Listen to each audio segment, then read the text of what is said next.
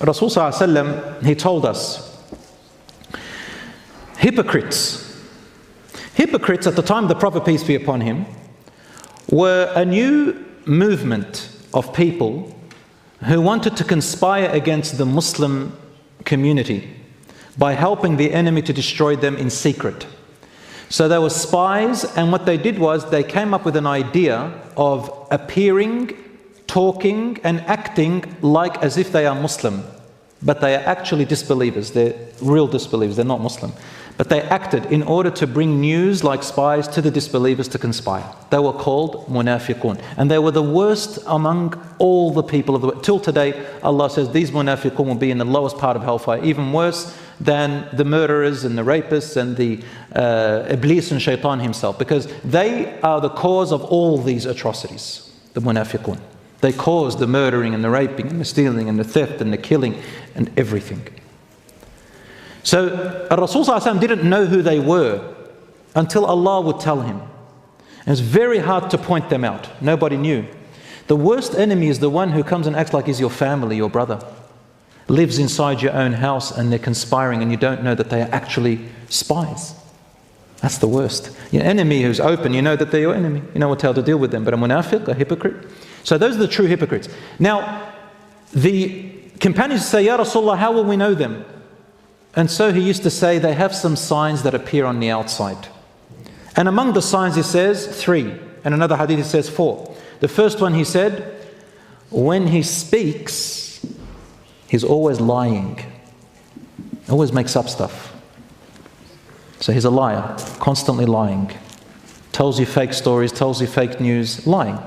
Because a hypocrite is, number one, a coward and afraid. Afraid to be known and a coward to show that he's a disbeliever. So he lies in his speech so that you don't catch him out. So it serves him to constantly lie in this. We're always making up stories. Their name, their lineage, everything about them. Any story, they'll lie. Number 2, he said their sign, whenever he promises you something, he doesn't fulfill the promise. Always have a habit, makes an appointment with you, I'll see you at 5. Mafila 5, no 6, nothing. And you take your time off, you go and meet at that place at 5. The person's completely forgot. You call him the next day at 5 at Fajr, says, oh, I'm sorry, brother, and then lies to you again. Always breaks their promise. وَإِذَا تُمِنَ خَانٍ, if you entrust them with anything, money, car, children, service, job, secret, anything, they always betray the trust. They have a habit of betraying the trust. Brother, you borrowed my car and we had an agreement. Yeah, but I paid you, you hired it to me. Yeah, but we agreed that you return it back with petrol. We agreed that you clean it like I gave it to you. We agreed you don't thrash it. We agreed. Say, shut up, man, it's from the shaitan. Get out of here. Sure, he betrayed the trust. What's that? Brother, you rented the house off me. We had an agreement of come back, the walls are broken and they've run off. No, these are all part of betraying the trust. The munafiq, the hypocrites used to always do that. Any trust you give them, they never, and sometimes they even deny it. And a 4th one is if they make a contract with you, they always break the contract. They always they don't fulfill, and they make up stories and they'll fight you and take you to court on false lies and accusations and everything. So these are some of the signs of the true hypocrites at the time of the Prophet ﷺ. The Prophet ﷺ said, if anyone has one of these traits and they're continuous in that person, then they will always have a trait of a hypocrite. They're not hypocrites, but they have a trait of a hypocrite. Example, if somebody stole once, we don't call them a thief, but we say they stole. But if they constantly steal, they're a thief. A person lied once, we don't call them a liar, but if they're constantly lying, obsessive, compulsive liar, he's a liar, and so on. So a hypocrite, you can have a trait of hypocrisy, or you're a hypocrite altogether. In another hadith he says, whoever has all these traits as a normal trait, then they are hypocrites. He's a complete hypocrite. Still a Muslim, but a hypocrite, meaning will be gathered with the hypocrites. May Allah subhanahu wa ta'ala save us from that. The hadith is in Sahih Muslim and others. How can you tell if you're a hypocrite or a sinner or not. One brother today said to me, how can I tell? If I go to pray at the mosque, I find myself improving my prayers. And I go back home and I start questioning myself. Did you do the right thing? Were you a hypocrite?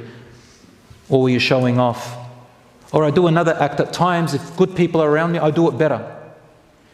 The answer to that is, if your heart feels comfortable with it, then it's hypocrisy.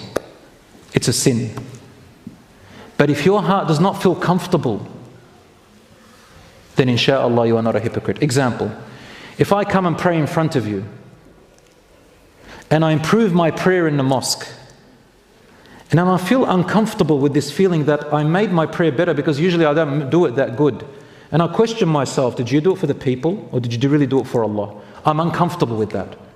That means inshallah it's a good sign. But if I don't care and I feel comfortable, yeah, people looking at me, I'm happy about that. I'll give you an example. Let's say you want to marry this particular person, particular sister, and you heard that their father goes to the mosque, and at Preston Mosque he looks around, if he sees a person there, he likes the person who comes to the mosque, and more likely he will encourage his daughter. So this person says, yeah, I'll go to Preston Mosque. Normally doesn't go there, but starts going there to impress the father. What do you think? That's a sign of hypocrisy. You're not doing it for the sake of Allah. Now if after that you say, you know what, I haven't been to the mosque, wow, I never imagined what I've been missing out on. And then you change your intention, you say, I like going to the mosque now. Not because of the father, not because of the girl, not because of the boy, nothing. Then inshallah, it would have been a reason for your guidance, inshallah. And so on, so many different examples. So Rasulullah said, what is sin? A sin is what scratches at your conscience and you would hate people to know about it. So some people, they don't care, but inside this conscious mind, they know they're doing the wrong thing, but they continue to do it. That is what a sin is. Everyone knows themselves. Everyone knows themselves. Now you might say, but I'm not comfortable with that. No, you are. See, if a person knows in their conscience it's wrong and they keep hiding it and saying, I don't care, I'm enjoying this, then you're comfortable with it. But your conscience won't lie to you. And that is a trust. My beloved brothers and sisters, in Islam, the Prophet Muhammad highlighted 3 key signs of a hypocrite, which serve as important reminders for every Muslim to avoid such traits. The first sign is that a hypocrite lies whenever they speak.